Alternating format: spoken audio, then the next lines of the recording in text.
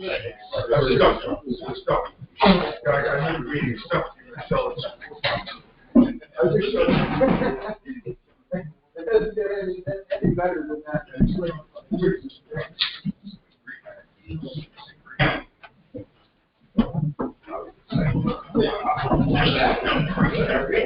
Yeah. No, I put that on the. Yeah.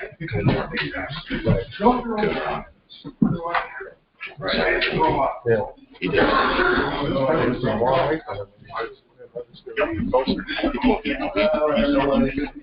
Yeah.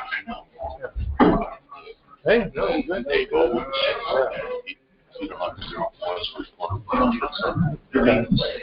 Now he works in Vernon. Here, Kev. But he lives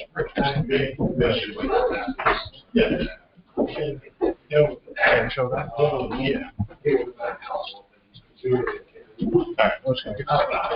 Okay.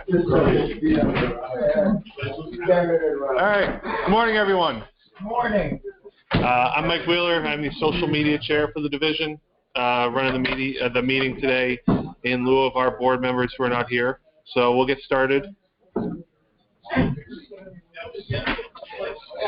If you haven't done so before the end of the meeting, please sign in. We don't want Ron to get cranky and turn the fire hose on us.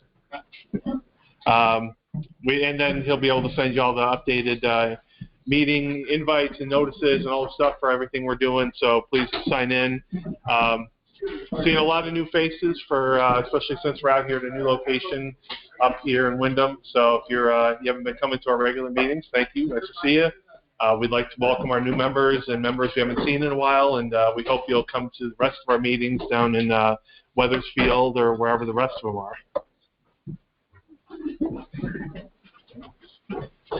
For our agenda, we have our division business we're going to run through here. We have a couple clinics by myself and Mike Wlochowski over there. We'll vote at the end of our division business, so we'll get to that in a minute. And then we have 3 great layouts for you today. One thing we'll want to bring up, just so you're aware, they're all clustered up here in the northeast corner of Connecticut.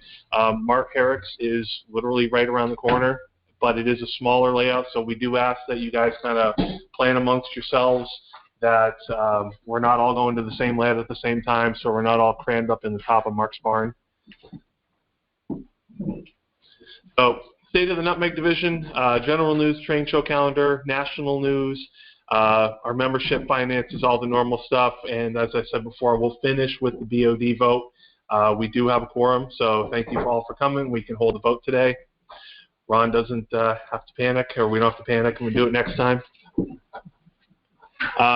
In terms of train shows coming up, we have one next weekend. It's way up north of Boston, but it is by the Hub Division. It's their spring training show in Manchester by the Sea, right on the coastline. So if you'll be up north of Boston next weekend or you're heading that direction, you might want to check that out. In 3 weeks, it's a new show, I believe. The Amherst Railroad Society is helping with a large-scale train show at the Big E. It's only one building, but you might want to go check that out. I believe that's S scale and up. So if you're HO or N, that's not going to be for you, or you could, you never know. And then on May 7th, there's a toy show, model train and toy show in Ansonia down towards Bridgeport and all that. So in terms of national news, we have a recap of the national board meeting. Ron attended this. This was the night before the Springfield show. There were 20 board members in attendance and 15 non-board members, so 15 general NMRA National Model Railroad members. In terms of kind of the highlights of what that came out of that meeting, one of the things, and we'll talk about this a little bit, is the branding of the NMRA as we all know it versus the National Model Railroad Association. So one of the things we run into, and I run into a lot with posting on social media, is there's a lot of NMRAs out there, National Mustang Racing Association to name one, and there's several others. And the NMRA is not necessarily descriptive of what we are. National Model Railroad Association is. So there is a push to move towards branding ourselves back as National Model Railroad Association because it's very clear and descriptive and pointed about what we do. So if you're out there talking to people and you're explaining what's going on, just be aware of that and try to lean towards more towards National Model Railroad Association, just clear and direct. The other element is obviously there's a lot of model railroaders out there. Model railroading toy trains are still very popular among a lot of people, especially kids. But there's not a whole lot of publicity about the NMRA to a lot of model railroaders or toy train enthusiasts, whatever. So there's a push to expand the membership of the NMRA to those people in terms of getting notifications out in the big hobby magazines, Model Railroader, Railroad Model Craftsman, Model Railroader Hobbyist, things of that nature, being aware of train shows, a public presence at train shows and railroad museums and so forth. And one of the ways another division is doing that, the Utah division, they hosted a pizza box layout building contest. If you've ever seen those, it's pretty cool. It's literally a pizza box or a layout about a foot square, and it's small scale, end scale, or whatever kind of layout. It's a quick build that anyone can do with any amount of space, with very limited materials. And it's just a neat little contest to try and get people involved in the hobby and the deeper aspects, the more challenging aspects of model railroad building. So just kind of keep those things in mind as you go forward in terms of talking to fellow modelers who may not be NMRA members or may not be active, train shows and stuff like that. In regional news, the website for the 2023 regional convention is now up. You can't register yet. That hopefully will be coming soon. But the website's up and you can get a good look. They do have a list of, the clinic list is up, the layout list is up. You can get an idea of a lot of the things that will be going on. You just can't register yet. So just keep an eye on the website, and hopefully that will be soon. We're probably under 180 days at this point until that convention, so you'll want to be ready when the registration opens up for that. In terms of membership, we are currently at 156 members. We have 8 new members. Ron was working on setting up contacts. I believe we have a lot of that's all been done. We have some new people here. We'll get to the board members in a little bit. Jeff, John, and Art. Art is up for re-election, so we'll talk about that. And then in terms of vacancies, still technically we have secretary, even though James is holding that down, and we do not have clinic coordinator. So if there's anyone who's interested in helping us out, coming on our board calls and taking up some of these responsibilities, we'd love to hear from you. We'd love to have you come join us and help us out. So let us know. You can talk to myself or Ron or any of the other people up here. In terms of finances, we got our payout from the NER convention, so we have a nice, pretty high balance there. And we can, exciting things in the future, probably looking at maybe some new signs, and we'll be talking about other things we can possibly do. Communications, we have our emails. We've been kind of working on the constant contact, and there's a lot going on outside of that, so hopefully we'll get that up and running this year reliably where you'll start seeing those coming every week or every month, whatever the case may be when we have stuff to tell you. We're still posting our meetings on YouTube, so this is being recorded right now, and you'll be able to check this out later today or tomorrow. Group emails, Facebook, social media, all that stuff is up and running, and we're doing well. Our new website is up and running. Some things we still need to iron out on it, but we'll get there. In terms of social media, we are up to 594 followers on Facebook, 275 on Instagram, 57 on YouTube. Lots of cool stuff from the train shows up there, lots of cool stuff from layouts around the area, from prototype railroads around the area. Interesting stuff on there. Please go check that out. Tell your friends, have them check it out too. In terms of other social media accounts you might want to check out, I had a cool interaction with this guy earlier this week, a guy named Mike H.O. Trains. He's out of Canada, and he actually scratch builds all sorts of maintenance away equipment from styrene. Just completely scratch builds it. So if you get a chance, go on and check him out. There's a lot of cool stuff. And then if you're on Facebook, I highly recommend the V&O Historical Society.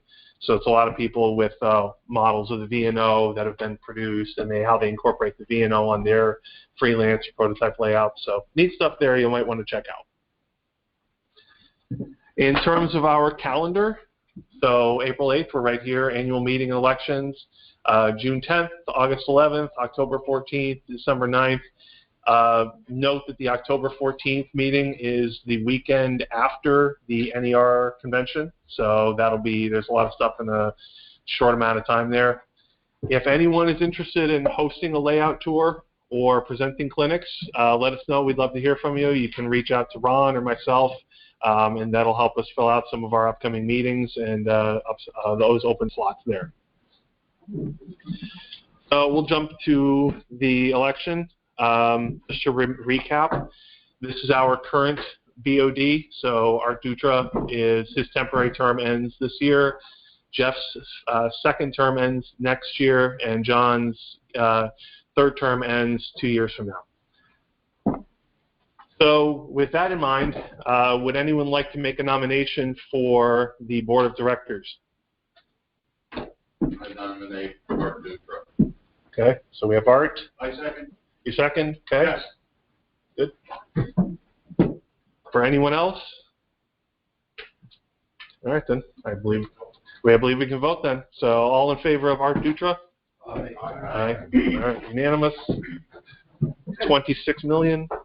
They say he's been railroaded. Yes. He had no choice.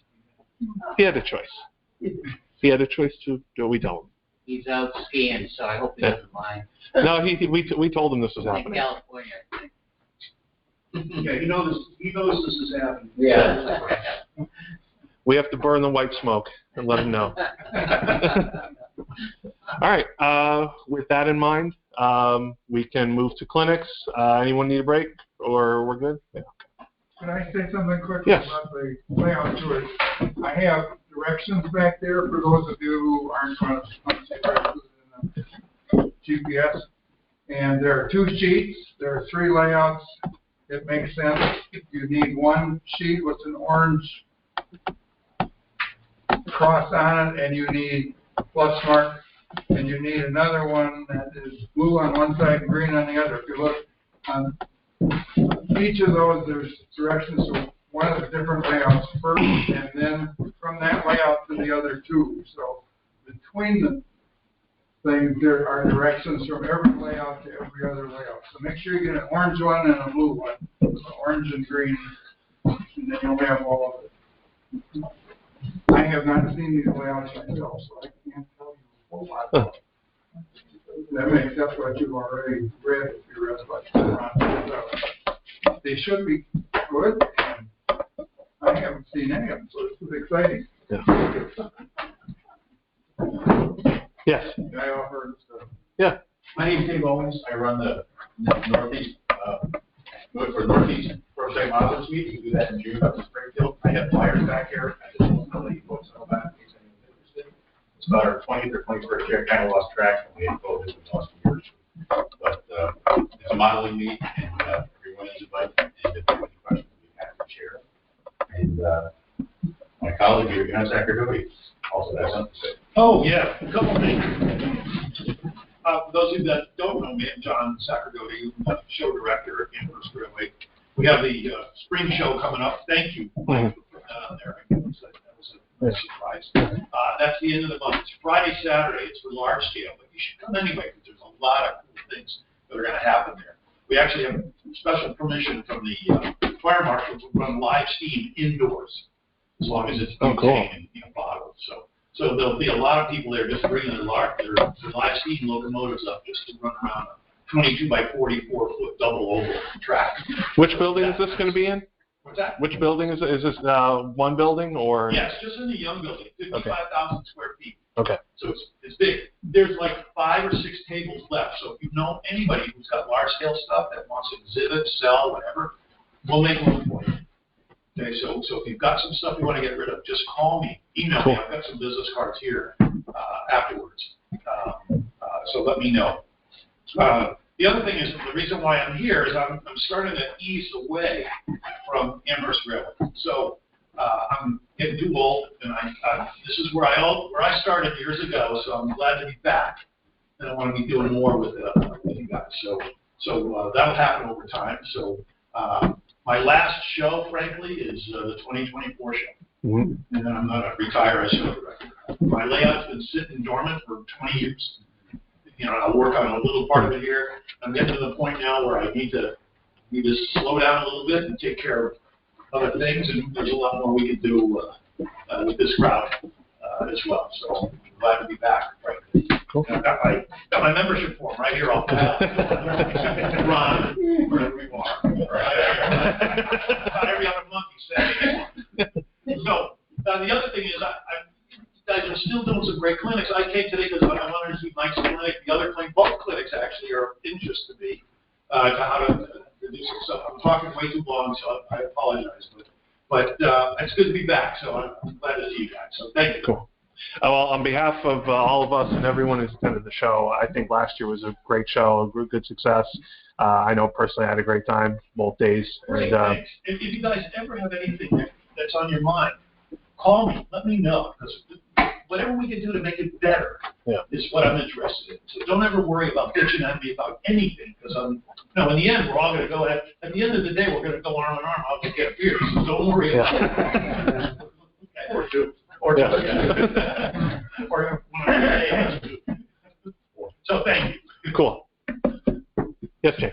Okay, I have hats in packages. Hats are $15, patches are $5, and there's a deal for $20 you can get one of each. So come see me if you'd like a hat or a patch, please. Thank you. Hats and patches. We've had them for a while. Come take one. Yeah. I'm not paid. I know. You can pay them. I know. Some money on this. Yes. Even though it's not much. It's a lowly price. So what was it? 20 for the two? $20 for a hat and a patch. That's nothing. That's nothing. Yeah. You can't even fill up a Pinto for that these days. All right. If we're all good, we'll jump to the first clinic here.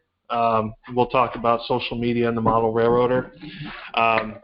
So this is not meant to be an in-depth. It's going to look like it at times. It's not meant to be a deep dive into social media and the nomenclature and all that stuff.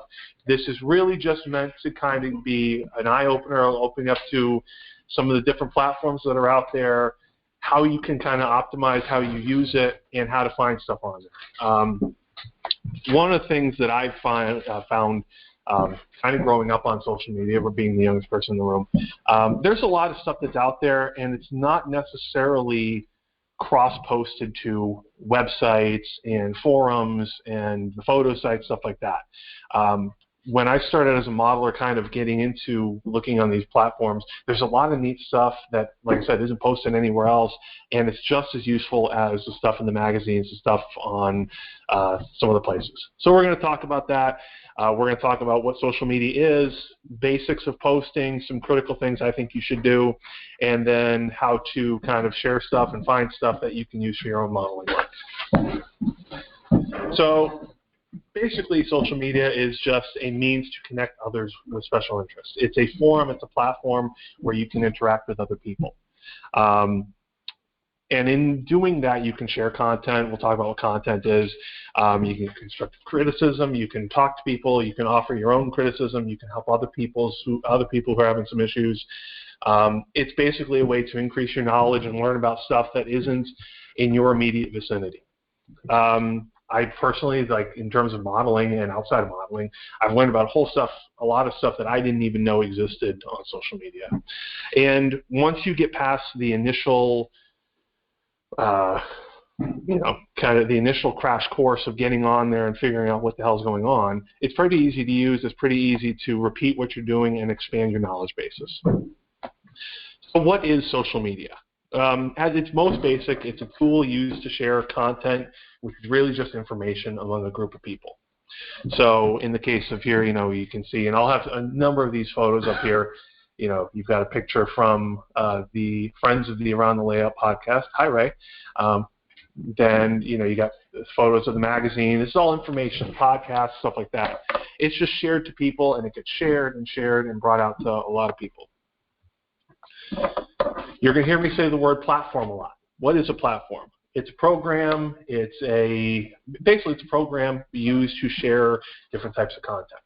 All of these are different types of platforms. You've heard about, Facebook and Instagram and YouTube, and maybe your kids have TikTok and, LinkedIn, which you've used for your career as a platform. There's Reddit, Twitter, all sorts of them. We're not going to focus on all of these. We're going to focus on the 3 that I use. We're going to focus on Facebook, Instagram, and YouTube. But each of these platforms have different types of content you can share. So, maybe you want to share photos, you probably lean towards Facebook or Instagram. Video, you've got YouTube, Facebook, Instagram, TikTok. Verbal communications, Facebook and Twitter. There's blogs, Tumblr, Blogspot. Websites are kind of social media too. Forums, if you're not on the NMRA interchange yet, that's something to check out. Railroad.net's a great one, a favorite of mine. So is the Railroad Preservation Network. And then podcasts too. You can find those on Spotify, Apple Podcasts, SoundCloud, all sorts of things. So just to kind of give you an idea, when we talk about sharing, you think about Facebook, what's really, it's not sharing? Oh, there it is. Okay.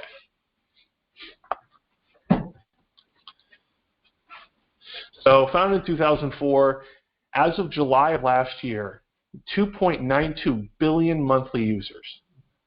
You have the potential to be exposed to a large number of those people just by posting the right things and crafting the post and tagging certain things. You can be exposed to a lot of people and get a lot of interaction there. It's originally designed as a way for people to reconnect, family and friends, stuff like that. But it's gone beyond that to friends and groups, common interest stuff. You can share a lot of stuff on Facebook, photos, videos, notes, verbal communications, a lot of different features on there in terms of groups and pages, and we'll get at what those are isn't super important. Basically, your profile is yourself. So like me, I would have a profile. A page is just a company, a group, like the Nutmeg division has a page. And then a group in Facebook is just a common area for people with a common interest. So there's the NMRA members, I believe, has a group, that kind of thing. So Instagram, founded in 2010, 500 million people per day as of January 2019. 500 million are looking at stuff. Photos, videos with descriptions. It's really a visual site. That's the key part for Instagram. And you can put a lot of description in there as well. If you've seen some of the stuff I post, that usually I'll post a photo and there's a note under there. We'll get to look at that. The original point of Instagram was creative photography. So there's a lot of filters and things you can add there to maybe do grayscale or backdate your photos. I've done some of that. It's pretty cool, pretty easy to do. You can add lettering, whatnot. It's not just a direct photo share website. And then there's YouTube. We founded in 2005, which is solely a video or slideshow sharing site. 2.5 billion monthly users, which is an insane number. Videos, live streaming, which is they've added recently is live streaming. You can make very creative artistic adjustments when you upload videos. You don't have to just upload it the way it is. And if you've been on our YouTube channel, you've seen a wide variety of things like our recordings of our meetings like this one, highlights from layout tours, train show highlights, promotional videos, prototype run-bys, all sorts of neat stuff in terms of model railroading and railroading content. And then there's Twitter, which we don't have a Twitter. Twitter is kind of more of a verbal communication site. You can do photos and videos too. It's kind of more geared towards quick little shares and not really in-depth posts. Usually you'll link to something else. But even here you can see 330 million active users as of January 2019. It's a lot of people. When it comes to content, what is that? As like I said earlier, it's photos, videos, verbal communication. basically anything that you can think of that might be of interest to a particular group of people. You know, in terms of model railroading, you're going to see a lot of photos, instructional videos, how-tos, that kind of sort of thing.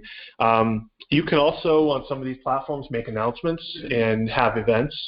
So if you're on Facebook, you've seen events for maybe like, you know, somebody has a family reunion or there's a prototype meet or something like that, a divisional meet. That can all be set up on here and you can invite people to it.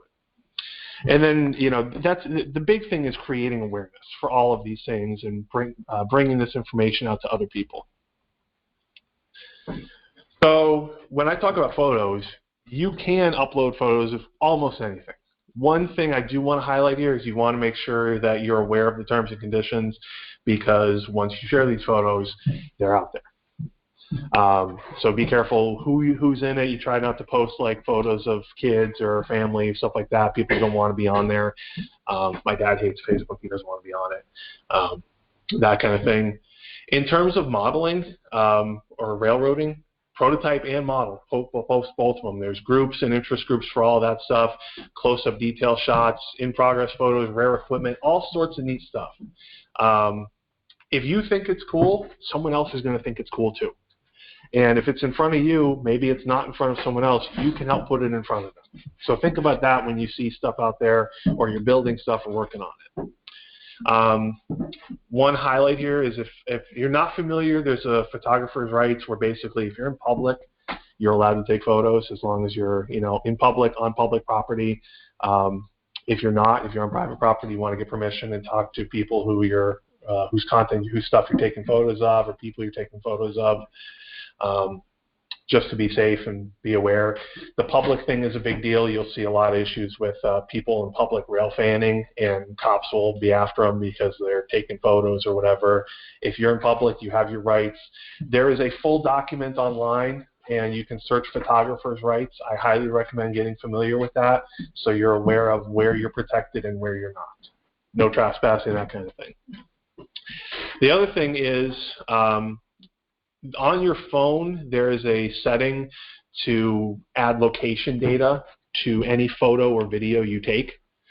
You can disable that. I believe most phones have it disabled, but I highly recommend checking that on your phone and making sure that you don't have that turned on, because if you post the photo, someone can download it and figure out where you took it. So something you want to be safe with there. And the same thing with videos. Videos can be of anything, prototype, model, detail shots, all that stuff. One thing that's big on YouTube and Instagram and a lot of places is how-to and instructional videos. So, you know, just the top of my head, soldering. If I go on YouTube and look up soldering, there's a ton of videos on how to solder different things. And you can learn about soldering, you can learn about scratch building. There's some great stuff on all the platforms about these how-to videos, and it kind of walks someone through the process who may not be familiar, if they're not familiar with soldering or scratch building, something like that. So if you have stuff like that, that's great to post.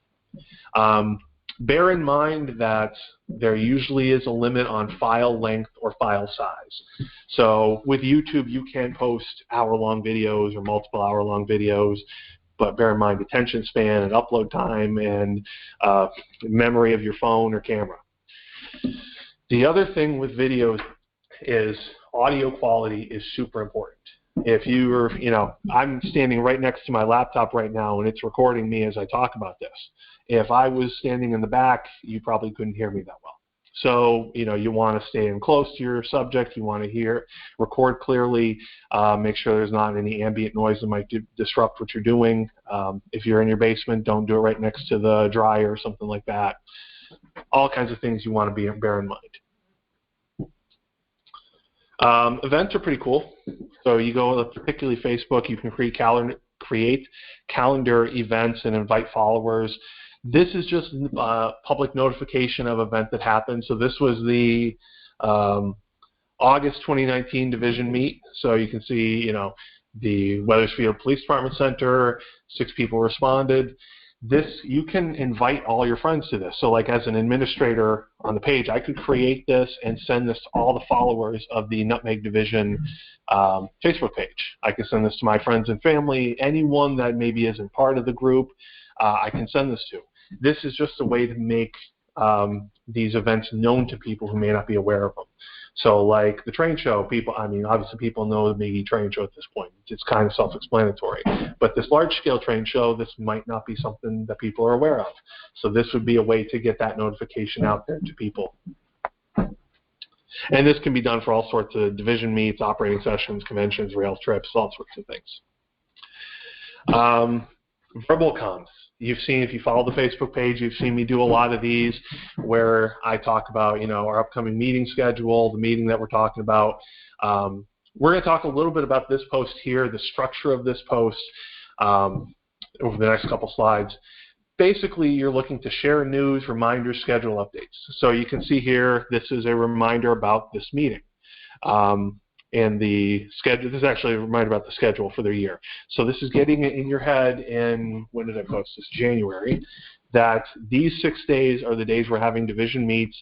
Please keep these free on your calendar. We love to see you so we have enough people for voting and for other things, for clinics. This helps us fill out the division schedule. And so you're aware of it.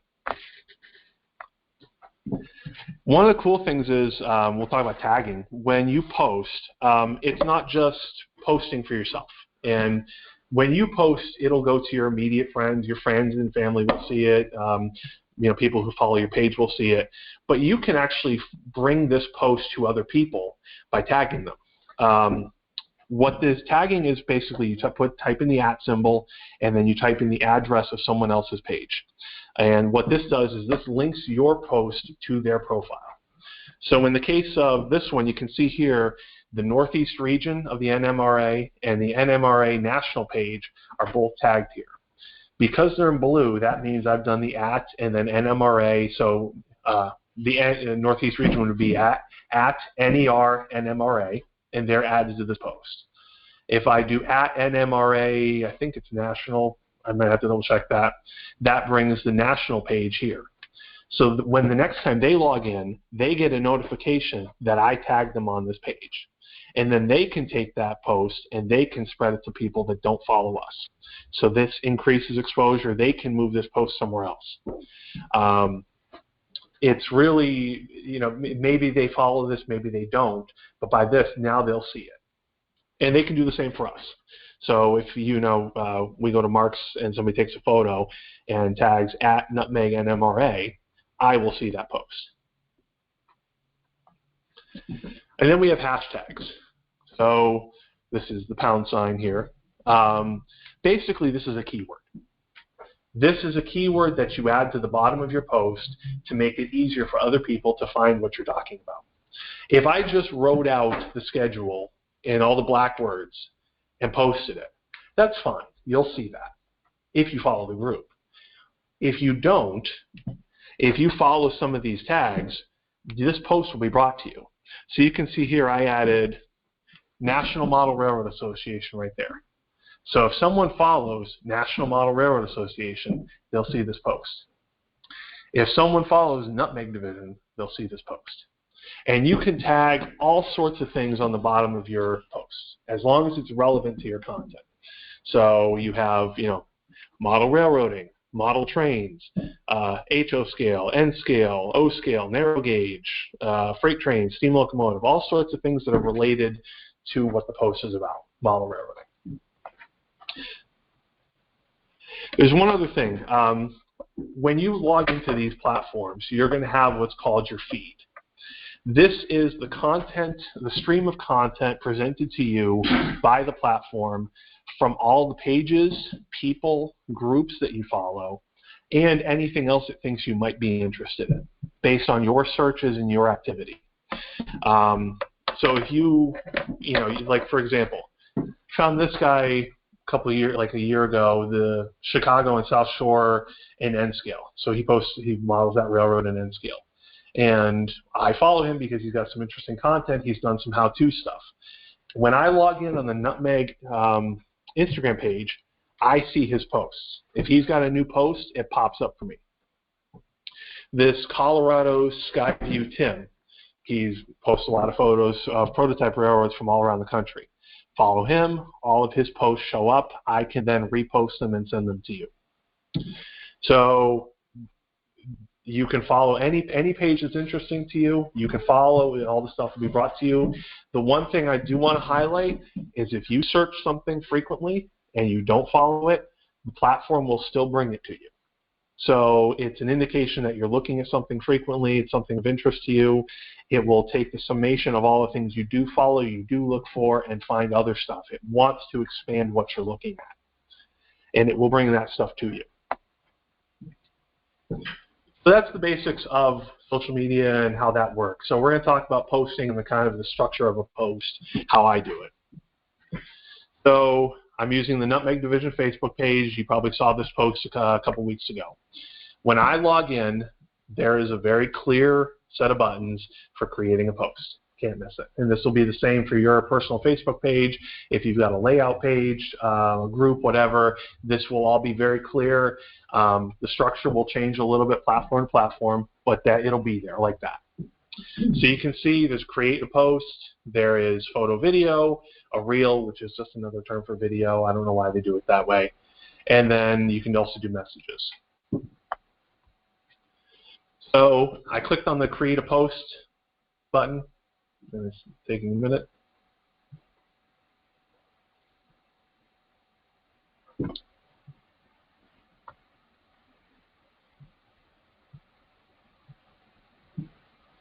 There it is, okay. So you can see here is the basic template for creating a post. So write something, select a video, photo, video. You can add all sorts of effects to your videos. You can boost it, which means you pay for more exposure. You don't have to do that unless you want to. And you can also schedule it if you got the right type of page. Not everybody can do that. That's something you have to pay for, I believe. But you know, you describe your content, you pick your photo, video, and you post it. Pretty straightforward. I'll clarify there, scheduling does not cost you. Scheduling doesn't cost you money? Good. No, Okay. if you're running a page. If you're running a page. So posting example. One of the things I try to do when I post for the division is something clear, something interesting, something that's very pointed, something that's clear. So I have this photo of an Alco switcher here from New York. Clear photo, good lighting. It's clear what the subject matter is. Focused images. The one thing I do with all of my images, I try to crop out people. I try to crop out smudges, and with my fingers on the lens, try to get rid of that. Just so it's a nice photo that's easily recognizable, easily read. And then you describe what's in the photo. Describe what's in the video. Point out interesting items. So, you know, this was a Saturday morning. I had a photo of an Alco S1 switcher on the Saratoga in North Creek taken a few years ago. That's what's in the photo. Tie it into local interest. We're not in New York. We're not in the Saratoga in North Creek. We're in Connecticut. Well, you know, the New Haven Railroad had some of these. Here's an interesting tidbit you may not know. Just a little thing to add to the post. Bring up some, just encourage you to interact. And then ask questions. Encourage people to interact. This whole thing is encouraging you to interact, to get in here and read what's going on. A fan. Do you have an Alco diesel that's your favorite? Encourage you to, you know, read the post.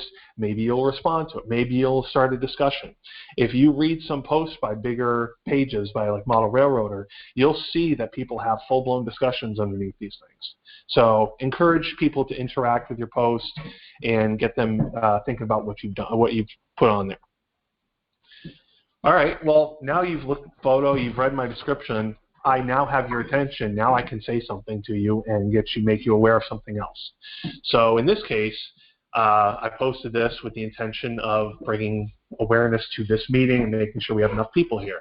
So Nutmeg Division members, we want to show up for our April 8th meeting. So we have elections. We need 15 people, et cetera, et cetera. You can do this with every post you're doing. So you post an interesting photo, you describe it in the photo. By the way, I'm hosting an operating session on such and such a date. Anyone interested? All sorts of things you can do there. Just the point being, relaying critical information. You have exposure, you have people paying attention. Bring that information to people and let them talk about it.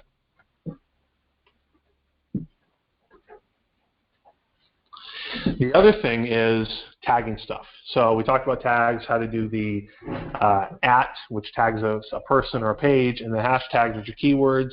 This is at the bottom of that page. So you see Nutmeg Division, National Model Railroad Association, tagging the 2 pages, and then all sorts of rail fanning, New York, New Haven, and Hartford, diesel switcher. All of these things, if people follow these, this will show up for them. This will be brought to a whole bunch of people, and they'll be aware of what they're doing, and they will look and go, hey, what's the Nutmeg Division doing? All that kind of thing. And you'll see this at the bottom of virtually everything I post, and that a lot of the big posts do this. If you look at a lot of the posts that get a lot of traction from celebrities and stuff, even outside of model railroading, you'll see a lot of this. So when it comes to, I know that's a lot of information. You don't have to retain that all. The important thing with posting tips and tricks, keep your post short and simple. Easy to read, clear points, clear content. That will get you a lot of traction. If you write out a long description, you can do that, but only if you need to. Good photos, clear videos of interesting stuff, that gets a lot of attention. Jeff recorded a video of the lifting bridge at the Springfield show, and it got something like 90,000 views on our pages. So it's visually interesting. There's something really cool going on. It spurred a very nice discussion underneath it in the comments, and that kind of thing is interesting. That's what you're aiming for. If you've got something interesting that you want to show, please do it. And you can tag people, and it'll get out there, and you'll have a nice discussion. You'll meet people, you never know. And then use the tags. So try to use ones that are specific to your content. You can use some general ones. You've seen me use Front End Friday, or it's Saturday. Workbench Wednesday is a nice general one that everybody uses. So your Wednesday photos are going to show up with the guy who's working on his motorcycle, with the guy who's rebuilding his kitchen. And that will, yes. I'm intrigued by the tag. Yeah. So can you talk a little bit about how I could actually follow a hashtag? Yeah. How does that process work in Facebook? We're actually going to get to that. So it's searchable like anything else. So we'll get to that. There's one thing that I would like to say, and it's, if you want to see it, if you're not sure, if you can't find it, and you want to see it, post it. There was a discussion on the Model Railroader forum a number of years ago, and there's a guy complaining about how there's no good kit bashing articles in Model Railroader anymore. I want to see those. What happened to those? I love those. And one of the editors came on and said, we love those articles. We love to publish those articles. Nobody sends them to us. If you're going to do it and write it, please send it in. We'll publish it. If you're looking on social media for something that isn't there and you can't find it, post it yourself. You will start the discussion, people will be interested, you'll get feedback, and that will encourage others to post and do the same thing. If you're not seeing scratch building articles or photos or how-tos, post it yourself. Do the best you can and post your own soldering how-to, etc., etc. If you can't find it, be the one to post it. So that's all well and good. That's all social media platforms in general. Now, how do you use it for model railroading? So one of the things is you'll I'm going to save a little time.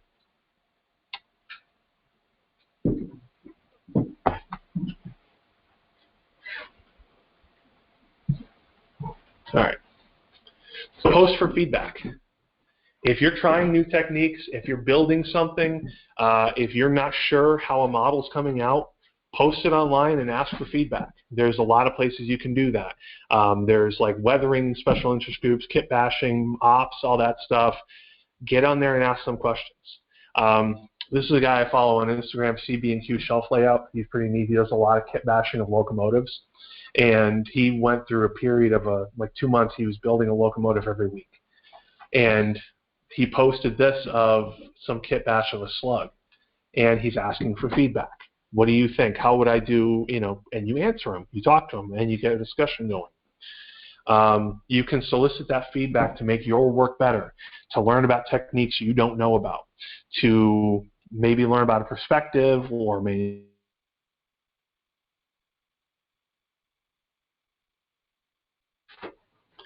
Post in progress photos. Are you working on something neat that you think people will be intrigued by? Post those to show people what you're doing. So why is it taking so long? Is it not? Well, I think it's just probably a slow Wi-Fi. Okay. So in progress photos, this is one of my favorite accounts to follow. This is the Raritan Valley High Railers out of New Jersey, and whoever is running this account is constant scratch building. And every, like, you know, sand towers, buildings, vehicles, cars, everything. So past couple weeks he's been working on the sand tower from an old hopper. And as you can see, apart from the hopper, it's all styrene, it's all scratch building. He does a lot of really cool stuff here. And everyone interacts with him. They offer him tips. He responds why he's doing something that way. You can do the same thing. Get on here and show in progress photos. That'll show people how you do something. It might inspire them to build something. It might inspire them to contact you with better information. You'll make a friend. You'll learn something. They'll learn something.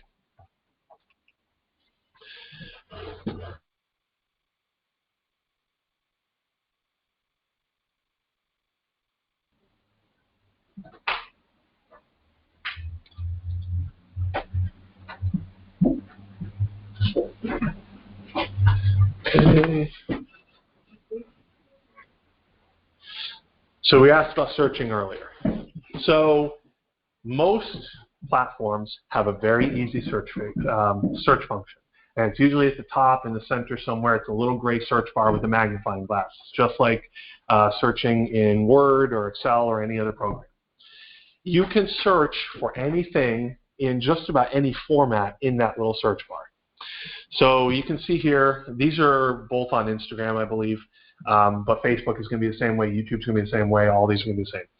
All I did here was type in Burlington, and you got BN layout, Burlington Northern, Burlington Route Railfan, Burlington Northern Railroad, all of these sorts of things. Depending on the nomenclature, depending on how you spell things, how you format things, you will find all sorts of different things. If I typed in Burlington Northern, I'd get certain things. You'd get pages, you'd get profiles, you'll get posts, you will get all sorts of stuff. And then you can click on any of those. I can click on, for example, the second one here, Burlington Northern. I can click on it. And from there, once I'm on that page, there's this easy click of the follow button. If I find something to be interesting, I follow it. It'll bring me the rest of their content before and forward. And the same thing, if I go into NMRA, I highly recommend, if you're on the platforms, search NMRA. That will bring you to all the other NMRA divisions and regions that are on these platforms. And they do a lot of cool stuff just like we do. So you can see, you know, NMRA Online, that's national. We have the 2023 Texas Express. That's the page for the national convention. So they have a lot of stuff of what they're doing. The Silver San Juan, which I believe is an older convention. We have the MCR Division 1, so Mid-Continental Region, Division 1, and so on and so forth. You'll want to check out what they're doing, follow their stuff, and you can repost theirs if they've got something interesting going on. A lot of them, like us, allow people outside the division to join their meetings virtually. So you can do that. You can check out what they're doing. On YouTube, a lot of them post their monthly or bi-monthly meetings online on YouTube. Go check those out. You'll learn something different there too. Very easy to search across all the platforms, and once you click on those profiles, you follow them, nice and easy. It'll all be brought to you. Again, the hashtags. You can search for hashtags that are related to what you're working on. So, for example, you know, HO scale. There's a number of HO scale type tags out there. HO scale trains, HO scale modeling, HO scale railroading, all sorts of things. You'll want to try different formats, different different ways to write it out to see what's out there. Lionel trains, toy trains, Lionel, that kind of thing. Steel mill, maybe you're Burlington Northern, EMD-ST40. You'll want to play around with the format of the tag because not everything shows up right. Or you'll get stuff that's outside of railroading.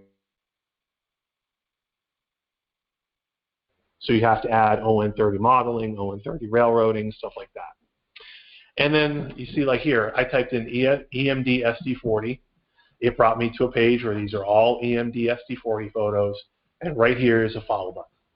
So I can follow this hashtag and I will get every photo which is tagged with EMD SD40 from now until I decide to stop following the tag. And you can do that for any tag. And you can also search for techniques, search for skills, stuff that you'd like to work on, and it will bring you outside of model railroading.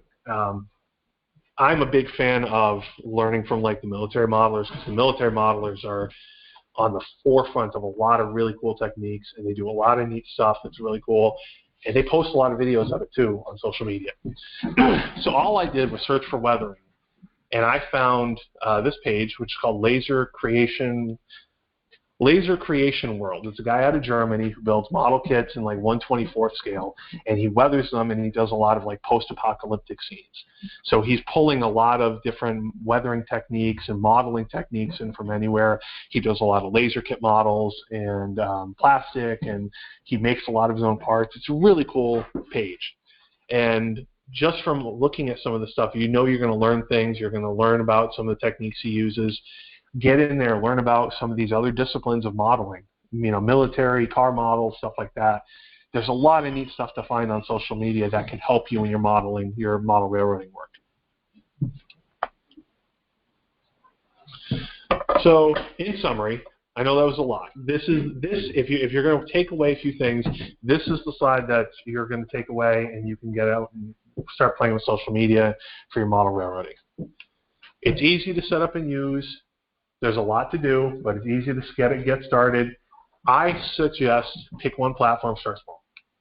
I talked about, you know, for the division, I have Facebook, we have Instagram, we have YouTube. I probably could do others. For yourself, pick one. Chances are you're probably on one already, Facebook, YouTube, whatever. Learn how to kind of maximize what you're posting, what you're searching for. When you post something, instead of posting just your video and giving a one-sentence description, be descriptive about what's going on. You can put hashtags and tag people at the bottom. That will get you more exposure. It will tell people what your video is about, what your photo is about. I believe YouTube even allows you to put timestamps in there, so when something starts, you can bring them right to a different part of your video. Do that.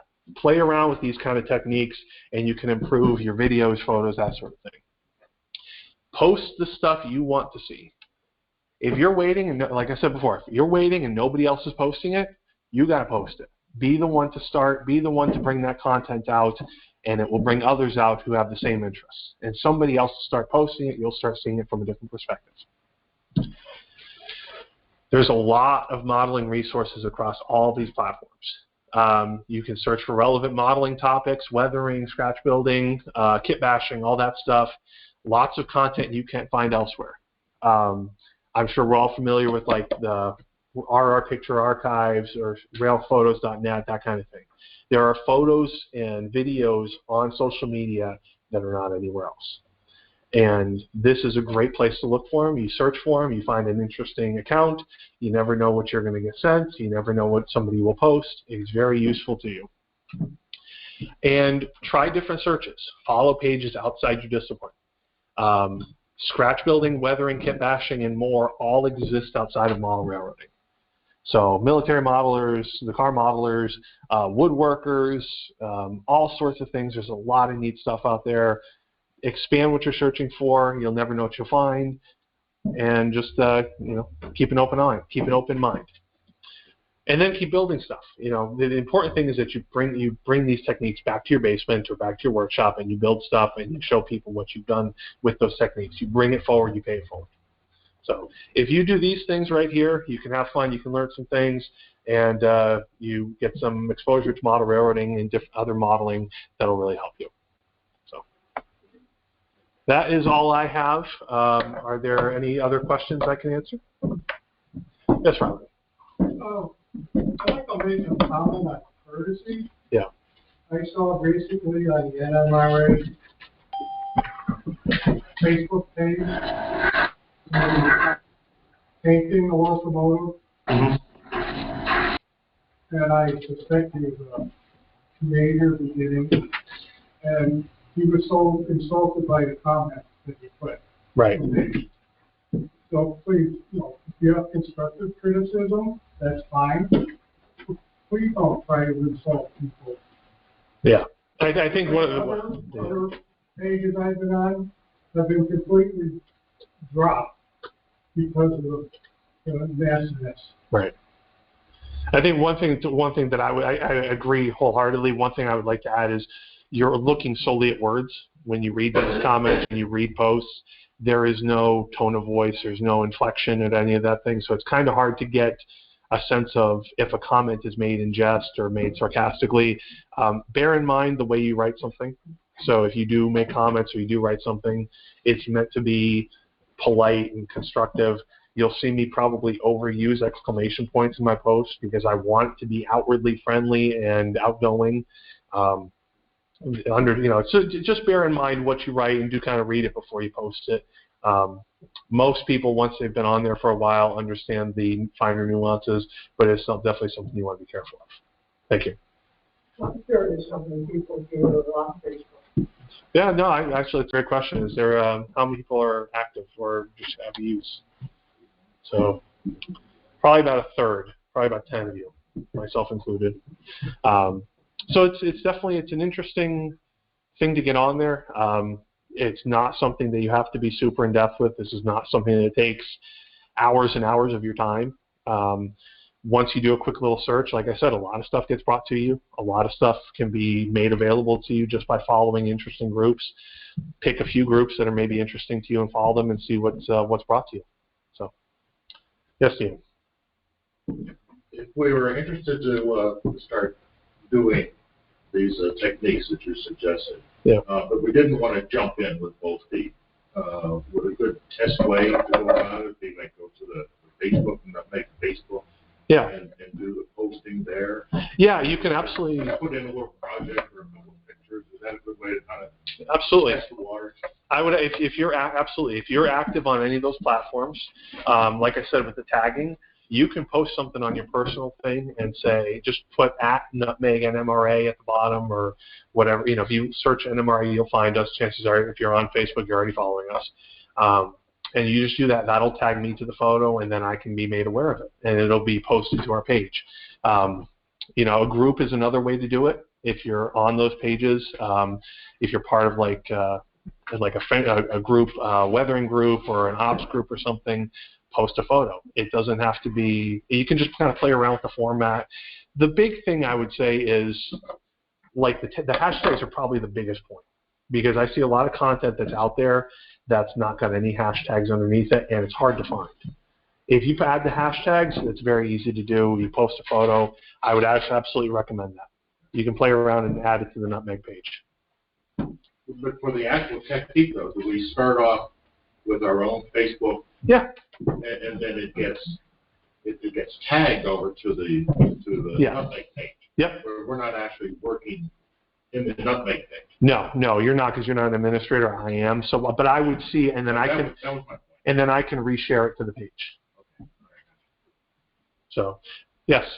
There's a lot of hardware involved in keeping this up and running. What does this get paid for? Is there some kind of charge to run on this? Other than the electricity, all these are free. Okay. Unless you really want to share beyond, there are certain things you pay for, like premium, to get certain exposure, to get your posts. You can pay for your posts to get boosted, which most people you don't want. I mean, like Model Railroader might pay for that. Chances are, like maybe Ford does, or the big, Coke and Pepsi probably do, because that's a small payment on there. For you, it's basically. There's a lot of advertising on it. Yes. That's what I got. Every other thing is an ad. You got posting an ad, posting an ad. Right. That's really how I'm paying for it. It really is, and again, what it does is it's paying attention to what you search for. It's paying attention to what your activity is. So it's going to bring you things that it thinks you want to see. And your phone, it's paying attention to other things on your phone, so you might get like toothpaste ads too. So just be aware you're going to get some ads, you're going to get some suggested posts, and that will be intermixed with the stuff that you're actually following.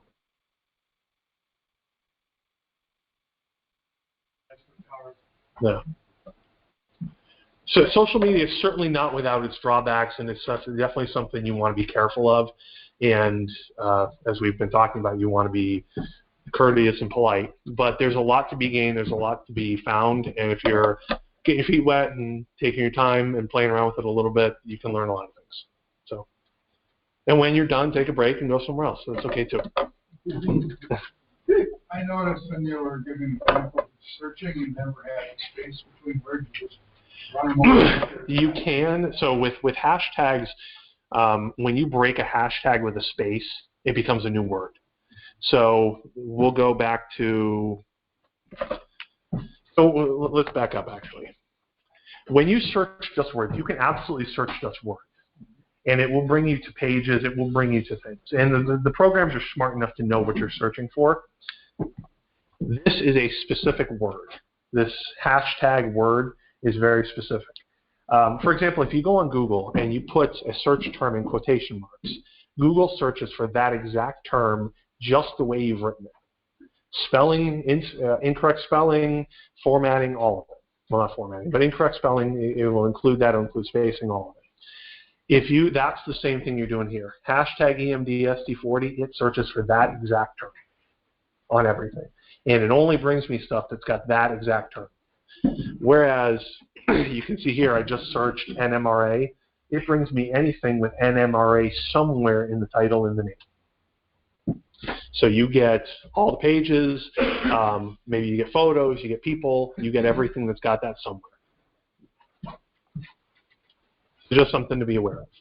What would you get if you put EMD space SD40? You would get photos with EMD on it, so you would get anything that's got EMD on it, whether it's railroad related or not. You get anything with SD40, whether it's related or not. You would get EMD SD40 stuff, and you might get other things too. Oh, so it would almost treat it like you're doing multiple searches correct. at once. Right. If you go on to Google and you type in spaghetti and meatballs, if you just type in spaghetti and meatballs, you're going to get posts about spaghetti, you're going to get posts about meatballs. Google is smart enough to take the word and out. But if you put spaghetti and meatballs in quotations, you're only going to get spaghetti and meatballs. And that's the same thing here. You're getting a much wider search radius here, which is fine if you're not sure what you're looking for, if you're just getting a sense of what's out there. If you know what you're looking for and you do the hashtag and put the word together, you will get, it's a very specific search term, you'll get that. So let's say, EMD-SD40, there's going to be a ton of posts about that. If you're looking for, I don't know, EMD-NW3, that's a very rare locomotive, it's going to be a very rare post. That way, if you do that, you're going to get only photos that pertain to EMD-NW3, as opposed to if you just typed them in as separate words. It's an old switcher locomotive from the basically a precursor to it's an early competitor to the RS1. It was after NW2. Yes, that's the first I've heard of it. It's a neat looking locomotive. They only made 7 of them. They were all sold to Great Northern. Huh. Any left? There's one in Whitefish, Montana. Ooh. It was a photo in my earlier presentation. But that's something you can go look up. Yeah. So you don't know if the EMD-SD40 tag has been used by anybody. They're basically just fishing. I know that I know that I've used it, which is this post here, that's me. But I know that people post railroad photos, and I know that people post photos of locomotives. So somebody has posted EMD-SD40. It may not be a lot of photos, but this brings me to anyone who has. And sometimes you might not find anything. You might find one photo. I did a post on my personal account last weekend about a race, and I posted about the car. And I'm the only person who's posted that hashtag about the car. So there might be one photo, there might be 1,000. Just as an example of what you're talking about, I've been modeling it. RS3Ns, the Penn Central Cotton Rebuild RS3s. If you punch in RS3N, you get photographs of RS3Ns and people models of RS3Ns. Right. They post if they tag it appropriately. You right. Put the hashtag with the Oh, so it's a way of seeing what other people are doing. Right. And this is where the give and take thing comes in, because you can post something that's interesting, but if you don't tag it, somebody may not find it. So knowing to post with the tags and then search with the tags, you kind of expand the reach of those posts and of that content. That's cool. That's a great example. Thank you.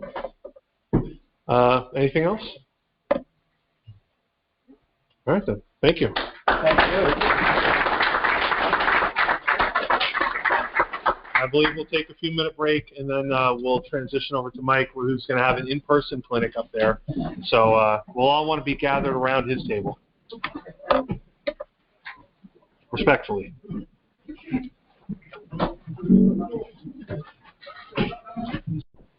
All right. We are recording.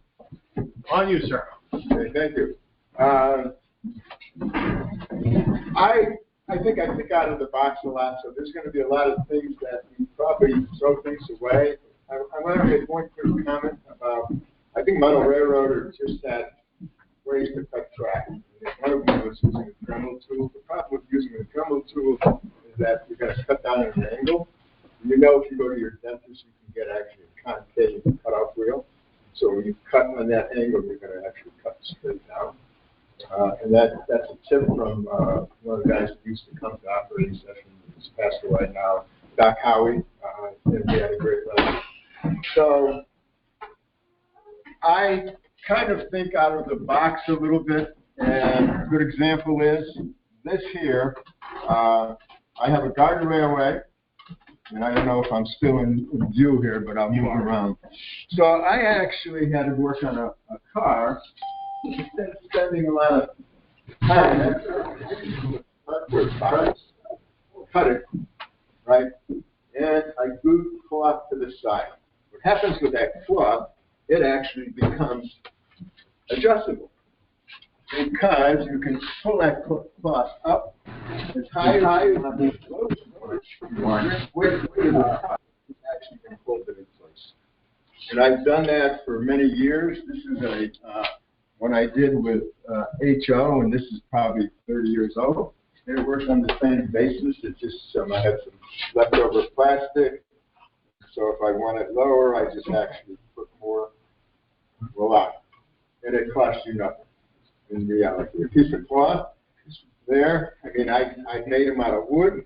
And if anybody wants to make one for HO out of wood, there's some up here. Help yourself.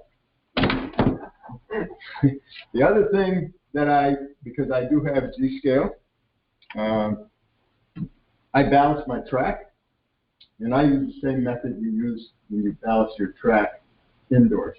I just don't step on this track. And actually, this is like been sitting outside for 2 years now. And my balance is still there. Okay? Like I say, I think out of the box. I forget where I was eating, but I was in the thing, and I asked for a bunch of these things, and I can make my own fences out of little things that were there. So it's going to be things that we don't think twice about, but I have a building here that I have 2 or 3 different things on. The platform is no longer attached. But on this here, the peel and stick windows, which are actually put on, the peels are actually a good degree hanging around on the platform. Pencil top is actually a great 55-gallon drum. That little bench is nothing more than a protective piece of cardboard that goes on a single edge razor blade. And if you extended that legs up higher, you actually have a table also. The floor in here, I think, is from a cardboard, cigar box, I'm sorry. Okay? And that's another just a pencil top. I was lucky enough years ago that I used to get them before they were made. There's the little bench, something sitting on top. So you can pass that around. Here's another little thing. We use zip ties for everything underneath the sun. And they come in all different sizes.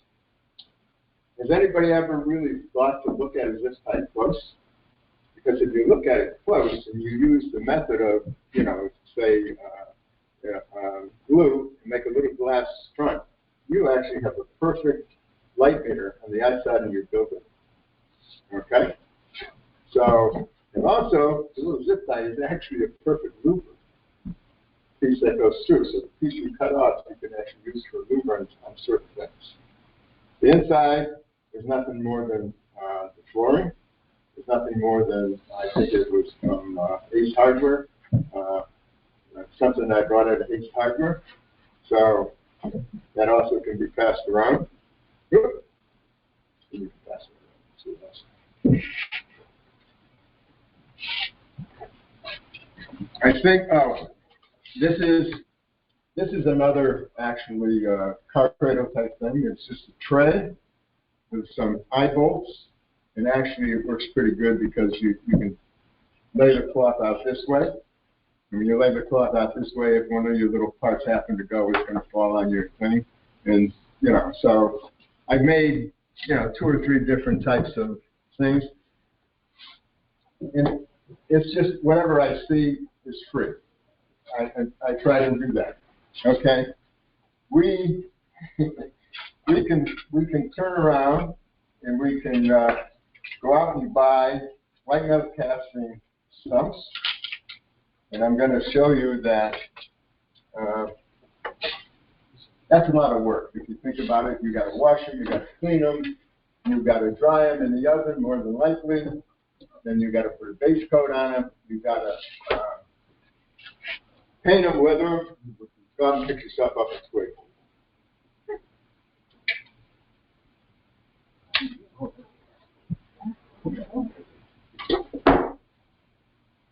Put that in the ground, you have a perfect stump. And I'll pass a bunch of stumps around. You can take, and it could be for any size.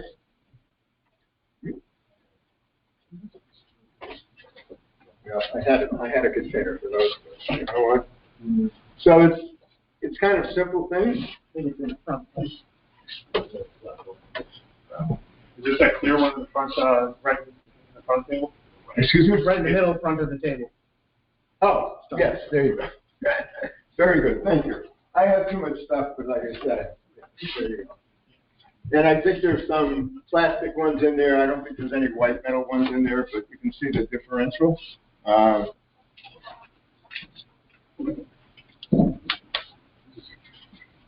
It's worn a little bit, but guess what? If you use it for a floor, guess what? It looks perfect on a floor that's, in a factory or whatever it may be, that actually it's got worn marks on it. These are protective things that when they basically strap down something on a pallet or a skid, they make perfect roofs for lumber sheds. And I've done, lumber sheds, so I think you have to look at everything a little bit differently. And this was on the same basis. All of this here is samples of that you can use for flooring or curtains or different things in buildings. So if you get paint samples, and I have a whole stack of that over there, where you can make your own curtains. And I try to do things that 2 for 1. And I'm going to explain something to you. All right. Let's see if I can find this. All right. Don't throw away your box down. If you look, there's Centennial Mills on my railroad. That is actually, because of the way the photograph is taken, it looks completely different. And there'll be another picture, I think, of, I don't know where that picture is. Maybe it's only a small one. Okay. This is the same thing. It's a real small shot tenement building. And that is the actual thing, and that's the box type. And actually, I was written up about that way back when the Hartford Convention and layout designs. for 2 for 1, so, you know. Actually, I think I got more space than John Sacadoti for some reason.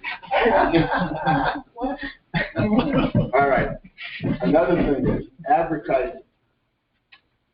That's on my layout. That is nothing more than pictures from, I believe, Bar Mills advertising. There's not a building there at all.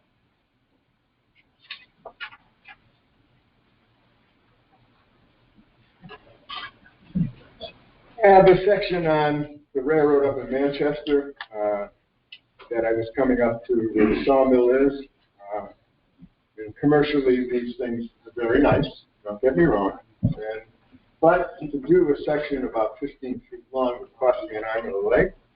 Instead of actually doing that, I actually took, I'm going to not find this out. You know the decorative matchsticks that sit alongside a fireplace? Well, that's what those are. These are all just pieces cut, little short pieces filled in. So that is a way to, you know, you can do something without doing anything commercial. I make roads out of tar paper. And I like tar paper for 2 reasons. I don't have to get dirty and grubby trying to work in the thing, but I can make any type of road. I can make a country road, I can make a driveway, I can make a parking lot out of tar paper, and that is an example of a tar paper road. And I do actually have some handouts up there eventually, if we ever get to that.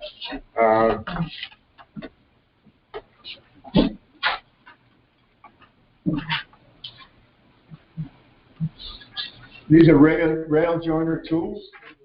I think years ago, somebody actually made one. They were perfectly straight, and it was a bear to work with.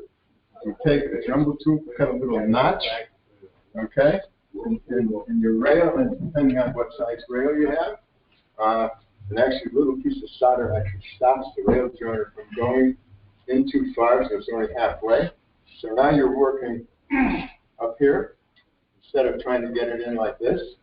And instead of, originally I was using actually screwdriver things. I drink wine, so guess what? My handles now are.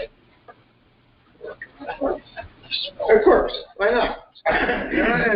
Like I said, you know, and I think this one, no.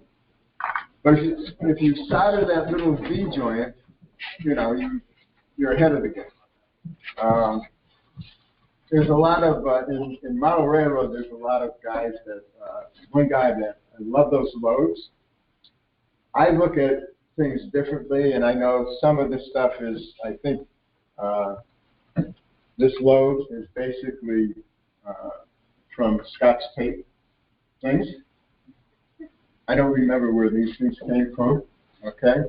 But to give you an example, if you look at something differently, okay. Instead of throwing away the blind that was no good, I actually ended up making 3 loads out of it. There are these little things that were in the blind. There was, I think, a tube, and there was also, I don't have the triangle piece, but instead of throwing the blind away, I took pieces apart, and basically I ended up with 3 loads for my gons or flats.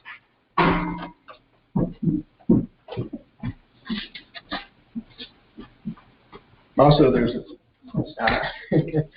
I do something like this that's kind of strange. I call them phantom loads because there's nothing more than a piece of tissue paper painted green, so it looks like a canvas is over the top of the load. So there's nothing inside that.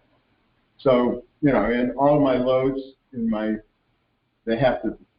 they basically have to be able to come out. Or you have to have 2 cars with the same car number, because when it gets to a destination, you don't want to see it coming back again. You want to empty or vice versa. Okay? So, you know, and you can form, you know, the tissue paper almost any way you want. to simulate a load.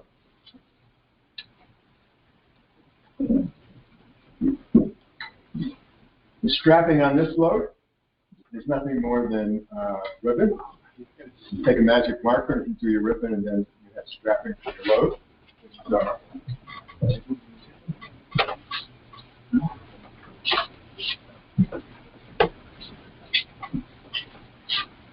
I do a thing called, and hopefully this will work.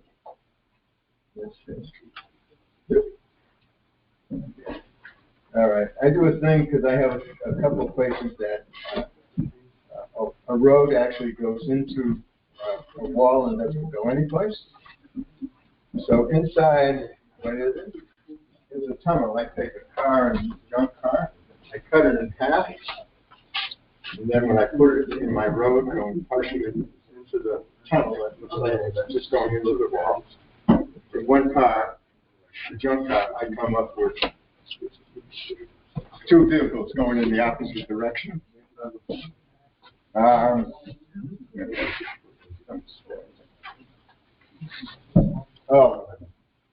Yeah, okay. A lot of times on railroad, you're walking down your aisleway, I like to take buildings, put my buildings here, open from the back end, facing the track. It doesn't make a difference what's on the other side, okay? But the thing to do is take your windows and you put that building together and put them in reverse. Because then you have actually framing. Instead of a flat door, you have actually a door.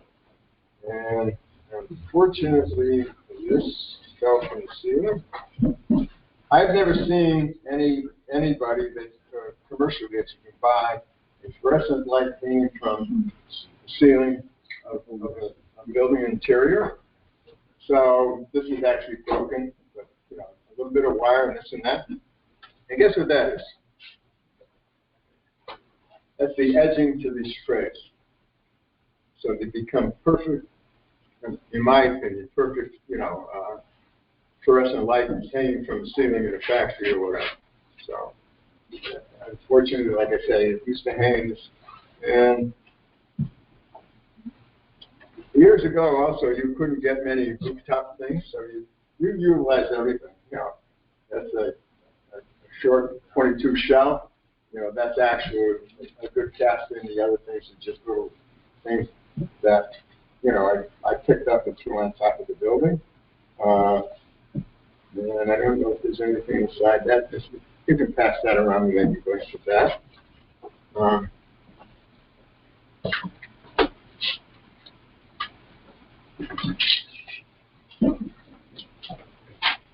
Corrugated little fasteners. Guess what? They make pretty good tin fences. Push pins. If you have a dock end, they make great ballads sitting on your dock to tie a boat off to.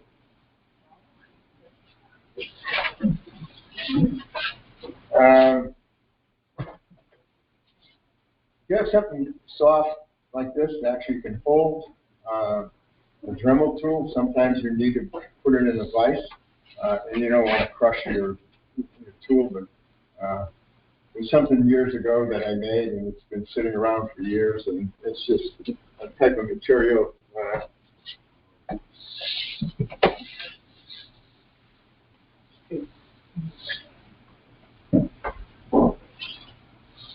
This is what I call it's a shadow box, and I usually use jelly cuts. So if you got a building that you're not going to see a lot of the building, you're only going to basically be able to see through one window, make a shadow box. Put it on the inside of the building, and it looks like the whole building is decorated. And this is probably everybody who's done this, but I needed some bumpers. There's no place to go, so you make your own bumpers.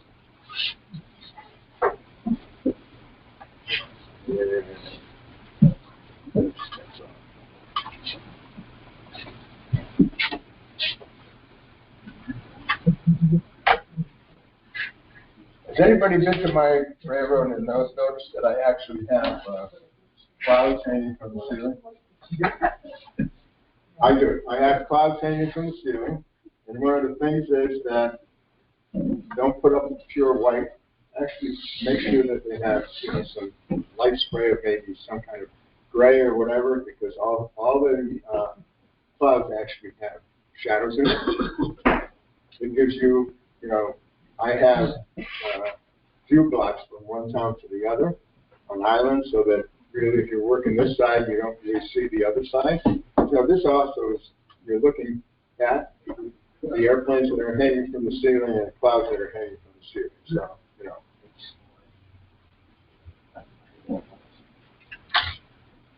I don't know what's in here.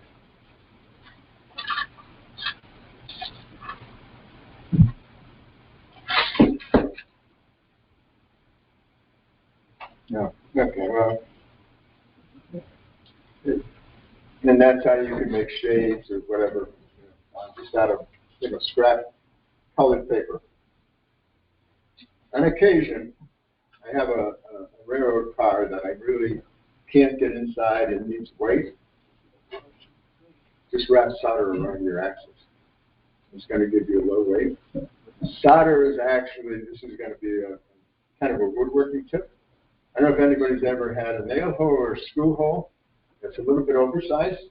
And I know people, they're going to tell me that they take toothpicks and some glue, wood dowel, they stick it in there. Glue only works actually if you apply pressure to it. So what happens is it shreds it out. Take a piece of solder in there, and the piece of solder is going to fill that hole and hold that screw or that nail even tight. And if you think about it, when you drill into concrete, what do you use in concrete? You drill a hole and you put a lead cement. Solder is nothing more than lead. Okay? So, that's not a bad idea when you can't get to the inside of a car. Yeah. Good. Another shadow box on the type thing. So it's different.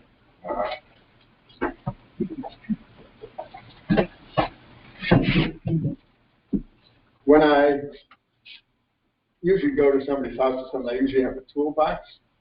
And I have a toolbox sometimes, and you might have to work on something. If you have something like this, it actually works as a little holder for if you're going to work on a car or whatever. So sometimes you just have to look at, packing material, whatever.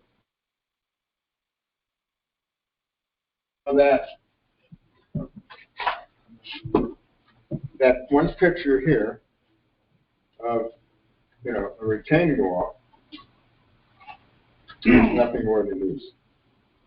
And they're rough, they're not very smooth, so they give you a lot of texture. And what I do is I just cut off small pieces this way, put them that way, and then you form your own. And I do have something someplace that actually shows that more.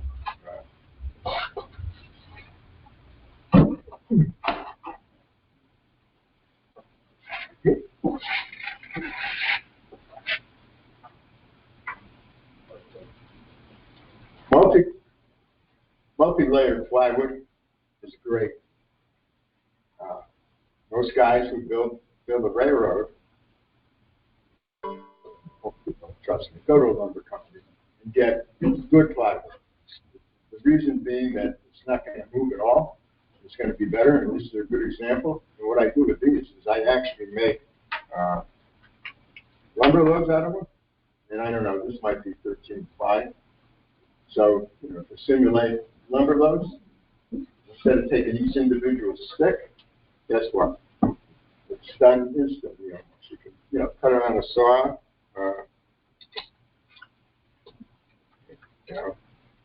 wrap it. This is something that is done commercially. I didn't do that.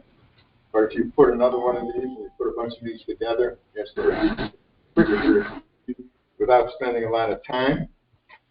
Yeah, that's another phantom, what I call a phantom load. It just goes in, it comes out of your trains.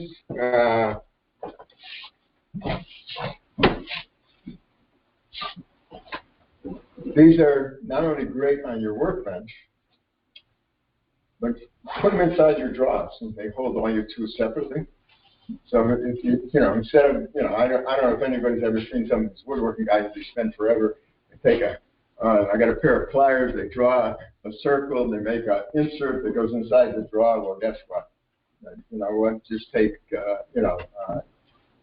this type of stuff and cut it to the size of the drawer, and then everything lays in there individually. You can have one on your workbench also. These are basically would be like manhole covers. The only reason I actually have one of these there is I found this little one up top that's gray. And if you look at that there, it would make, if you were really, trying to get everything perfectly, then it would, that one there has all kinds of little details on it. And that's the retaining wall that was made with matchsticks.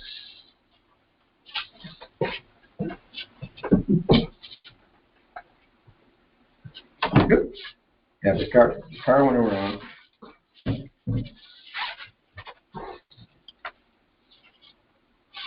I had, where did I put this? Rocco makes a very good cleaning block for your track. You should take that, whatever Walther sells, whatever they're called, I don't even know what they're called. Rightfully. Yeah, but they're so abrasive, they're terrible. These things do nothing. I'll let you look at them, I don't know. They're not that easy to get. Good.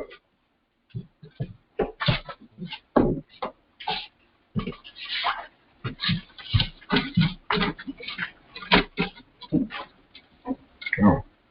I do have some of these longer ones, and like I said, these protect your saw blade if they're in your toolbox or whatever. And they're nothing more than either things that went on shades. There's two different types. They went or actually binders for paper. And I also use them to hold my microsites in place if I put them inside a building, instead of trying to design something so I can just pop my, when I cut them out for a building. I don't know if did I show you the microsite? And I don't think I have one here. Oh yes, I do. All right. So there's nothing better than glass. I mean, you're going to make a window. You can't duplicate how good glass is. So if you can put glass inside of the building, or even in a railroad car, a passenger car. So these would actually, for a holder, just put it below and you cut them to size. And that little thing there is perfect for a bathroom window in a passenger car. So you can't see through it. So, and these cut very easily and they come in all different sizes with a scriber.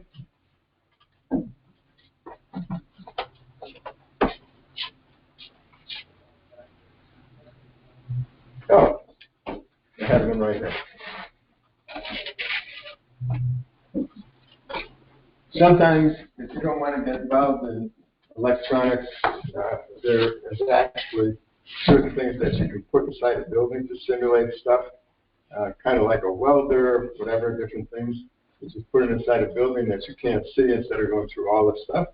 And in actuality, I have one that is actually multicolored, and I put it in a house, and it actually looks like a TV is going inside the house because it's multicolored, so it seems like somebody's watching TV.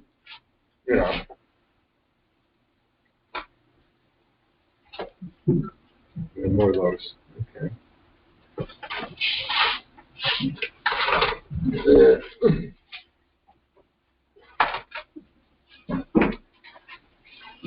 Oh, those are just blanks. Yeah, I thought they were. I think you make your own colos, and not necessarily. You don't have to do anything special. Different ballasts and stuff. You can actually take a commercial one and just cover it again with your own.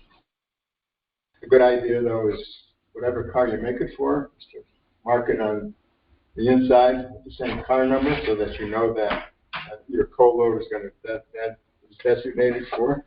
I guess I was doing a whole bunch of co-loads because it's just blanks in here. Sometimes buttons can be used as, I've actually used them on the side of trailer trucks because of the fact that instead of, finding your own, like I have a place called Murphy Trucking, it's on the trailers is actually a Shamrock, and they were nothing more than a button. They came from a button.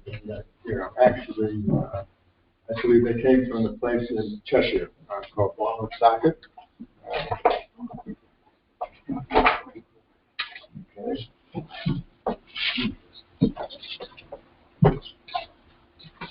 If you have any questions,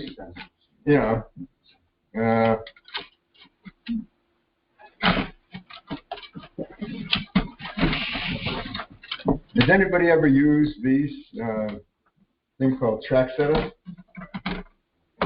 They're actually pretty good. They're made in England, and they're pretty cheap, especially when you got two pieces of track together. And they come in a wide variety of things, and 24, 36, another 24, another 30. Did you say the name was the brand? Track setup. Track Center. Yep. I'll pass them around. People can look at them. And they're nice because they lay right inside.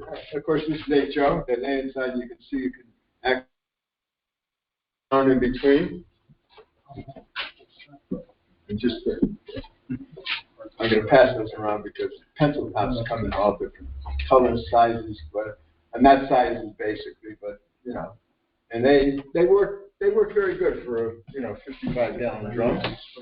Did I pass this around already? And it just says a store-bought one or a homemade one. Just little. Oh, hang on.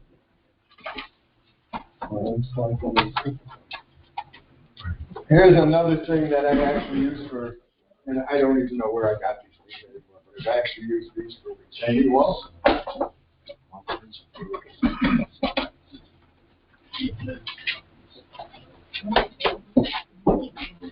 Up in Boston, is it Newberry Street?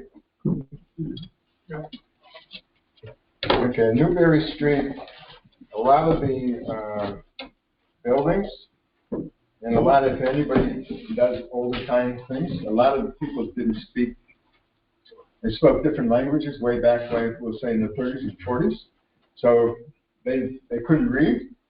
So a lot of the buildings had what I call, that simulates a bakery, and that simulates a carpenter shop.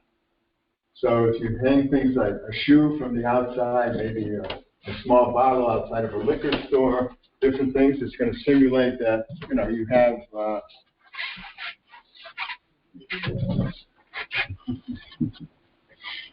like I said, I drink wine every now and then. I get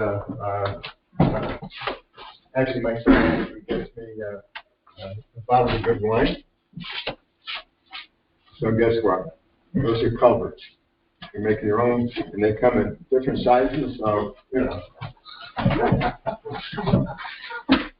And if anybody wants, and you break this open, if you need any kind of different shades and stuff, through your,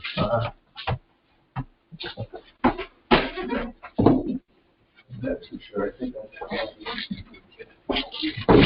yeah, I think they'll get carpet or something. I just, whatever I see, I just kind of like try to think how I'm going to use it, a second way or whatever.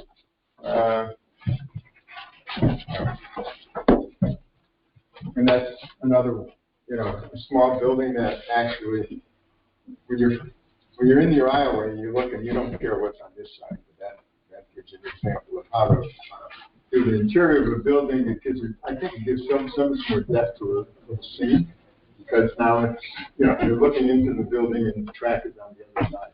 So, I did the 2-for-1s.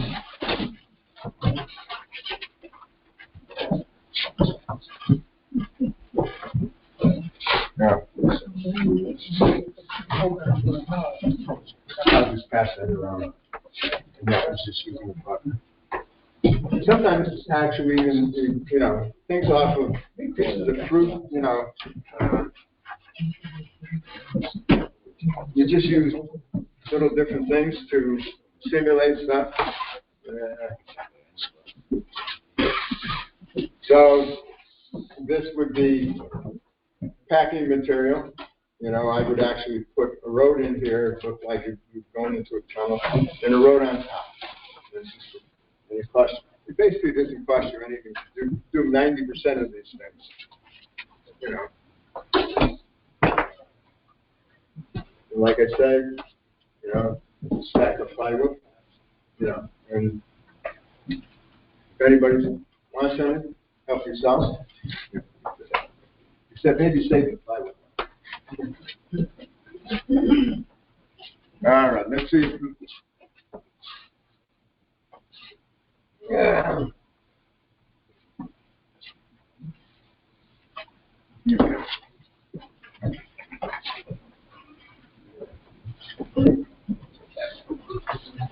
This building was done where I didn't turn the windows on the inside, or maybe the door is turned around on the inside. So you actually, I think I passed one around, you actually can see the differential of that action. Nobody's ever going to see on this side of the building that if you put the windows backwards, you're going to get, much better view. And that is actually, my little fluorescent light. It's not hanging from the ceiling. Those are protective things for single-edged razor blades. I think the floor in here is from a Kleenex box. It might even say certain things on there, so you can pass that around. I'm just, most of the stuff doesn't cost you. So if you're tight on the budget, you'd be surprised what you can do. I know they do interiors for buildings. They make these, I don't know where I put them now. They make, sometimes going through a magazine, you can come up with something that looks as good on the interior of a building just by a little cut on a magazine. I was down in St. Martin one year building a building. I think it was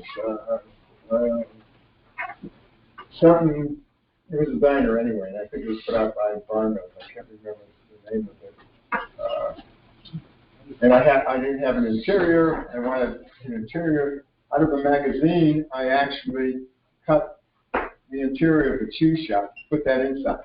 I also didn't have stuff down there to weather stuff. But we had a little charcoal grill. I actually took the charcoal from the grill, and I used that to weather the building. It came out great. So no matter what, try to look at stuff. I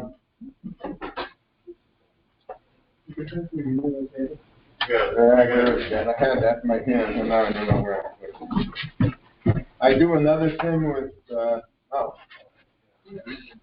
this is something I'm working on, and people may think this is strange, but you know what? Like I say, I hang clouds from my my ceiling, and actually in a corner, and is this hooked up correctly, or? Yeah. No, I guess not. It's not going to work. But it's actually a little Christmas tree, and what I've done, this was to try something. I've actually gotten rid of a lot of the green.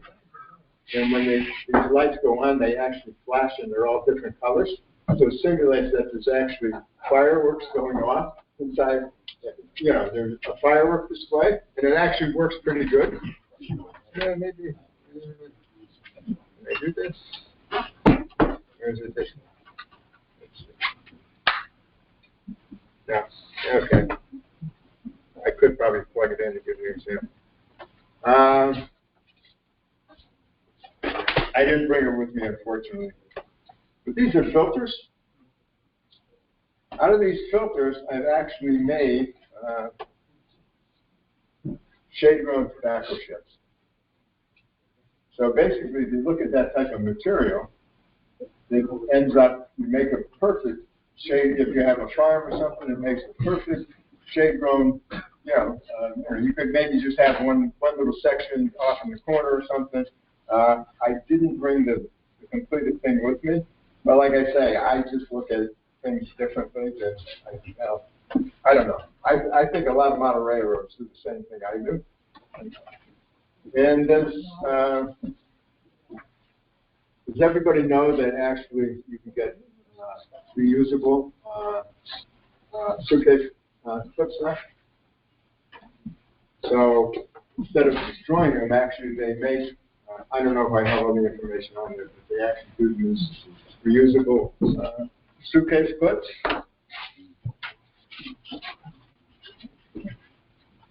No.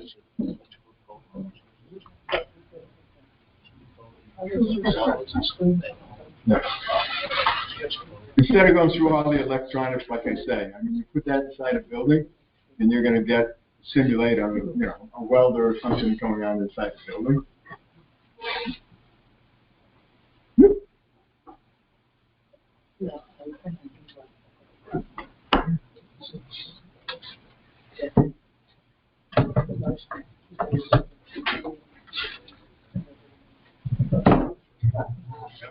Voila.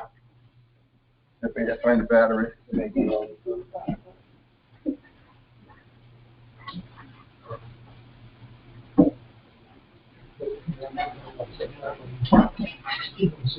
that battery's no, I think the battery's dead, but you know what? I have another battery.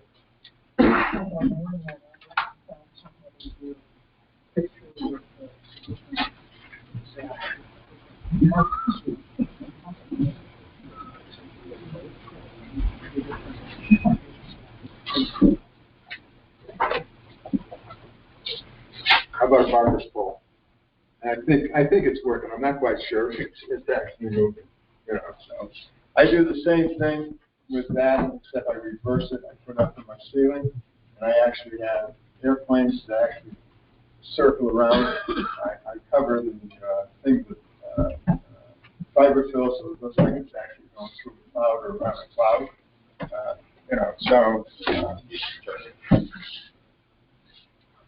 I used to be able to get these things. I don't know if you can still get them from one of the trucks, but they're flat cards. So on your tankers and stuff, you can actually cut the smaller ones on the side. They look pretty good. But if you put them on a trailer truck, before the 60s, there was no such thing as not even flat cards. They were straight across. The same way as a bumper on older trucks. Most of the bumpers on older trucks were not metal. They were actually wood. And the reason they were wood is because they didn't have the power that the trucks have nowadays. So when the guy in front of them had 40,000 pounds on it, the guy behind had 20,000 pounds, he actually came up with his bumper and pushed him up over the top of the mountain. So yeah, a lot of people don't know that. Same way it was, truckers years ago, they could time, they could look up on the mountain and see a set of headlights that actually pass somebody on curves like this. And they'd say, that guy's not going to be down here for another 5 minutes. They would know, that was, sometimes the old timers, like I say, they knew a lot more than we did. Oh, okay, I think there's. Oh, now I find all my 3x5 cards. This is the same thing. Yeah, I'm just going to pass these around, and you can look at them. What this done. Oh, the little close tags that you cut off, they have in soda, right? And actually, if you put them at the beginning of the driver with some little scribbling on them, they actually look like they might be exit, enter signs.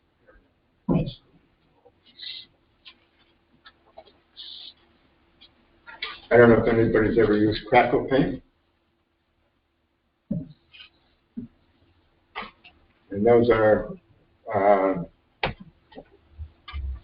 ribbon for strapping, shadow boxes, trucks, wooden bumpers, and so on. Yeah, I got a pretty good memory. I remember. There are some handouts here also.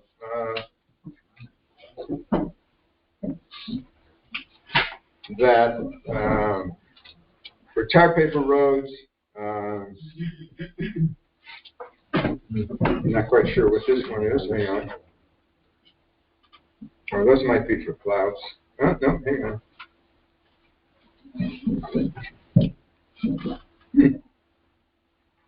No instructions inside that one, so. But those were for doing clouds. Sometimes I build a lot of buildings, and I do things backwards. So when I built my railroad, I actually knew what the size of my room was going to be. So, and I knew that I was going to have, so many islands coming out. So pretty much I knew where my main line was going to be. And then what I do is I put in my main line first, and I actually put in my towns, because I already have the buildings for the towns. And then I cut my track to bring my sidings into the towns, which is really the way the railroad did it, if you think about it. People spend sometimes time in there trying to consolidate a big long stretch of, a prototypical railroad into a small space. Now, guess what? The town was there way before the railroad. So, even though I do it backwards, I think it's really more prototypical than doing it the other way. But it's my opinion, and everybody has their own opinion on how to do stuff. So, okay. Yep. That's the lumber shed, how to protective things for strapping pallets, metal strappings on.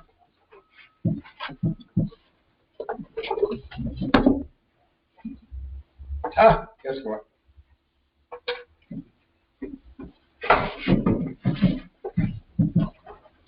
That's my shakeout and tobacco simulation. How's that?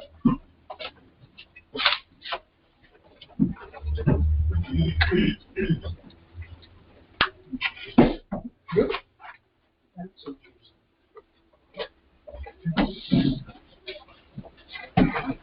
This is a little diner that I kind of put a little interior in. And the countertops are nothing more than, one of them is commercial, the other is just some wood put together. The benches that they're sitting on are just cut off little nails, painted green on top to simulate. So, and I think there might be, if I look at the interior, is there something that there's something in the inside there? No, not really. No, I wasn't too sure.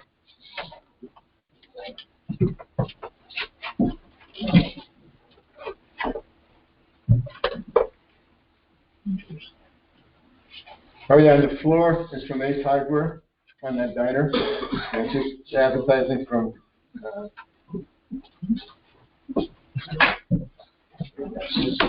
show you cut the nails off and you make little benches, little stools, I should say.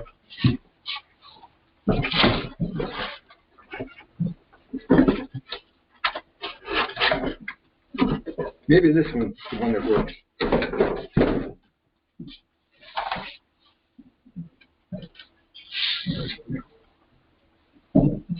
You have to have a little bit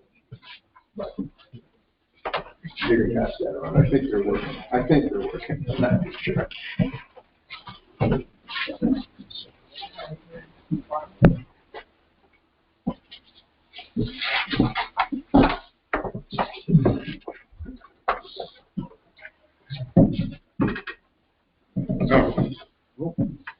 So I have a little building that was built out of a kit, and actually the kit required you to make have an interior with. So nobody was going to see this in the inside. So I put the building together, and I have this on the railroad where I have carpenters actually building the house. So it's another 2 for 1. So they're framing out a house on the railroad, you know. Yeah.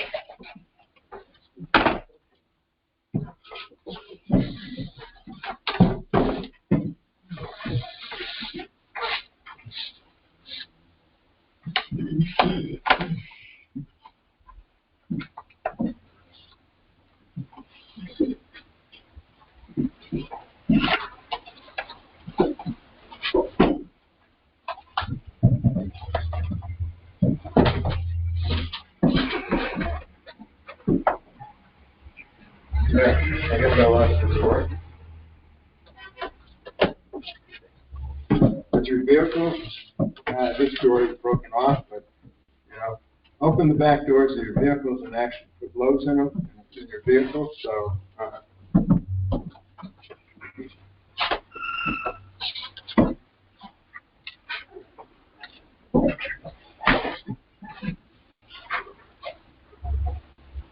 another little device that, you know, you could put in a building. I do, and I thought I had it right here. I do lights inside of a building. There it is. And I thought, sometimes I do not, and of course this battery's probably dead, but I'll try to explain this to you. So I have a ton of gravity phones that probably hardly anybody uses anymore.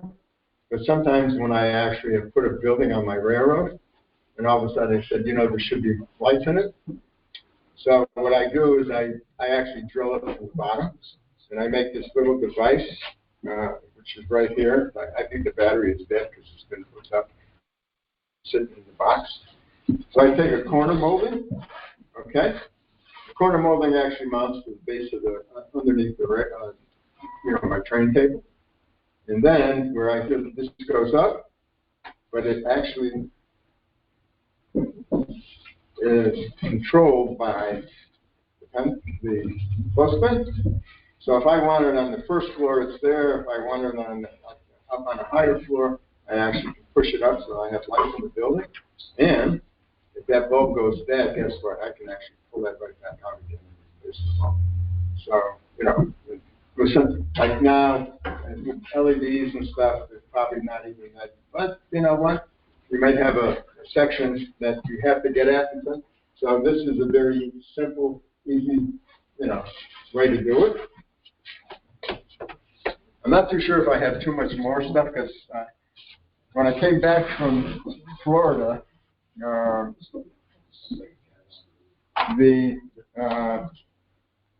we had somebody redo a bathroom. It ended up being a disaster. So I've been ripping out the bathroom that the guy put in. I got my drain from my shower there, and the floor tilts that way, and so everything had to be ripped out. So.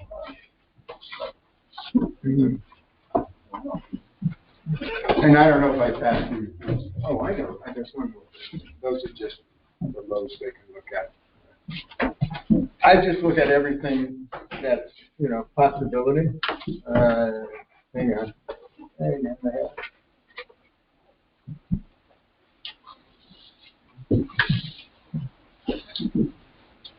Okay.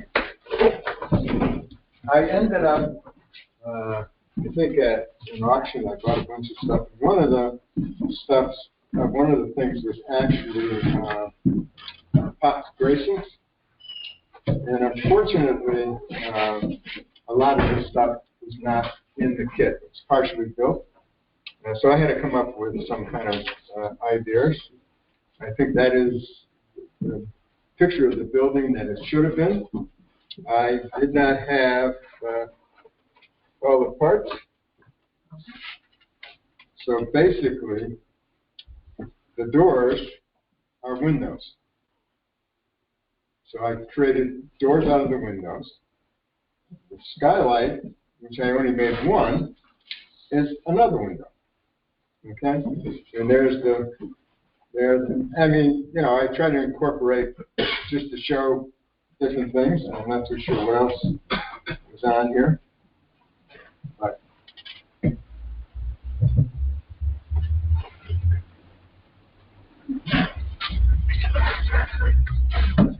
that's just those parts for kind of what I had to do here. Yeah.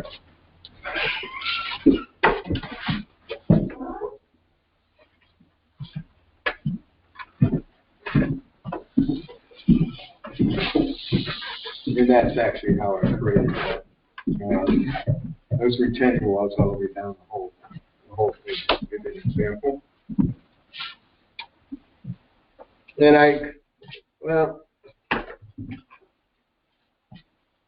I'm gonna probably, I don't want to get into a big argument, but I know a lot of people use sheetrock screws. Do yourself a favor, don't use sheetrock screws. They're made for one thing. They're made for sheetrock. We could use them for actually homosoap because they'll actually pull the homosoap on. What happens with sheetrock screws is they're threaded all the way up. I have people, I've gotten arguments, so tell me that, you know, oh, I pre-drill. I don't care what you do. If the boards are that far apart, once that screw touches one board and touches the other board, you're never going to pull it together because there's no smooth shaft like on a wood screw to pull it together. So people will tighten it, snap off the head. Has anybody done that on a sheetrock screw? And sheetrock screws are actually very brittle, and so that's going to happen a lot. If you're working on anything, you don't want to have the problem of still space like this. Spend a couple extra bucks and buy wood screws or deck screws that actually have a shank on them that is actually flat, so it can pull the two boards together. You know, one guy one day said, "What are you telling me? I'm not cutting my board straight?" And he basically wanted to take me outside and have a fight with me. And I'm saying to the guy, "Look, I'm just telling you, I don't care what you do. If your board is like that and you cut perfectly straight and you don't have them together, they're still going to be that way because that sheetrock screw is never going to pull them in."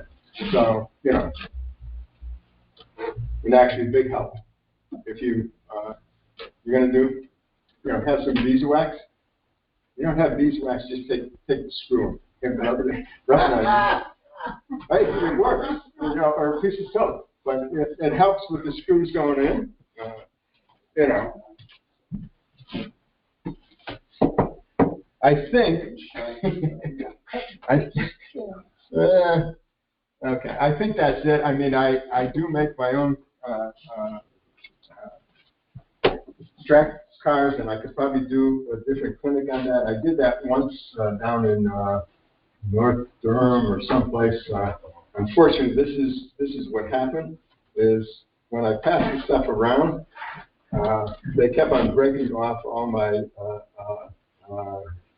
dies, and so basically I had to send out a little thing, just pre-drill and put a 256-inch screw there to do it. And you don't need a jig to mark out your holes. Just take the bottom of one of your railroad cars, depending on, and just put that there, and that's where you can drill. You know. But I've done, you know, I have a ton of you know, already cut. And I think, you know, like I say, when I came back from Florida, there was so much stuff that I might be missing something, but no, I think I pretty much covered everything, you know, that I wanted to or that I did. So I hope it gives, you know, a few of the people, you know, some different ideas. Oh, hang on, maybe this here. Oh, okay. Yeah. You know, yeah, this will give you a little bit better example. Those are the stumps cut. And these are the benches and the table from and those are the plastic ties. There's a guy up in Massachusetts, Russ, I can't remember his last name. He uses these, the guy for his wires underneath the railroad. What he does is he staples them, then he just, hangs them. I've never done that because I, set up a jig and pre-drilled all my cross pieces so that my wires run through there. But it's a good idea, and actually they come in multicolor, so you can actually have white ones or yellow ones to make sure you keep all the wires together. I think it's a great idea, and it doesn't cost you anything. So that might be all I have. I hope that and if you have any questions or any ideas you want to give me, I'd be happy to take on any of those ideas from you. Oh, okay. Now those are the actual white metal castings for stumps, and the little package is only $4, but it's a lot of work to do them. So you can go out and get twigs and do it instantly. So I don't think I have anything else. I've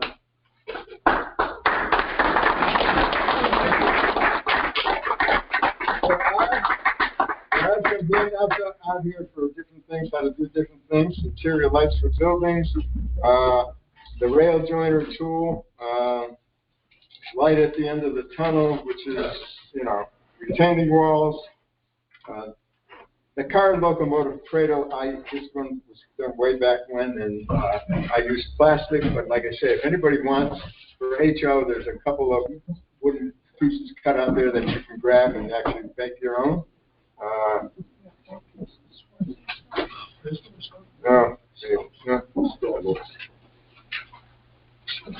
The other thing is that, and I didn't bring it, is actually, I know Jim, or James actually, did a great job on doing things for holding cars. If you only want to hold one individual car on a slight grade, just take a bristle from a toothbrush or something like that, fill a little hole, ACC it into there, and then just bring a truck over it, a set of wheels over it, and just have that just barely touch the axle. Hold the car on it. And I think that's it until I walk outside and I see something else. Thank you. You're welcome. And we collected everything at the back table. Yeah. So that's fine. I mean, you know what? Like I said, there's some handouts that people want. They can go through it. Hopefully everything is listed, labeled, and I was going to give John a second.